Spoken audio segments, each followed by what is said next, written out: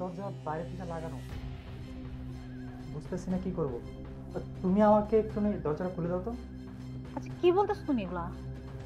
আচ্ছা দাঁড়াও, দেখে আমি দরজা খুলতেছি। আস্তে আস্তে। আফজাল, এখন কি করবো বলো? দরজা তো বাইরে থেকে লাগানো। আমার না খুব ভয় করতেছে আফজাল। কিছু করো প্লিজ, তুমি একটা কিছু করো। কি বলো, তোমার দরজাও বন্ধ? আচ্ছা, চিন্তা করো না, দেখছি কি করা যায়। আচ্ছা ঠিক আছে, যা করার একটু তাড়াতাড়ি করো। ঠিক আছে।